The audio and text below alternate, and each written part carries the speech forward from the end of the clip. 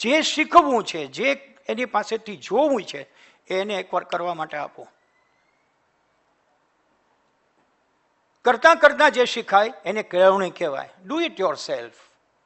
મેં થોડા જ વખત પહેલા એક આર્ટિકલ મૂક્યો હતો કે બીજા દેશની અંદર મોટા મોટા કામો તમારે પોતાની રીતે કરવા પડે. તમારે ત્યાં પ્લમ્બર ના આવે, તમારે ત્યાં માળી ના આવે. માળીને બોલાવો તો મહિનાનો પગાર એને દેવો પડે, એટલો કોસ્ટલી હોય. તો શું કરવાનું? Do it your self. DIY નામનો મોટો મોલમાં જાઓ તે બધી જ વસ્તુ લેતા જાઓ. કેમ કરવું તે વિડીયોમાં શીખતા જાઓ. ઘરે જઈને ફિટિંગ કરી લેજો. પરિણામે ઓસ્ટ્રેલિયા કે ન્યુઝીલેન્ડ જેવા દેશની અંદર હાયર એજ્યુકેશનમાં કોઈ જતું જ નથી સાહેબ. અને આપણે બિનજરૂરી બધાને હાયર એજ્યુકેશનમાં ધબેડ્યા જ કરીએ છીએ. કેમ નથી જતું? Skill is developed.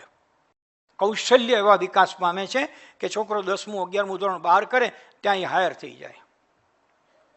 નવી શિક્ષણ નીતિ 2020માં આ જોગવાઈ છે કૌશલ્ય આધારિતની.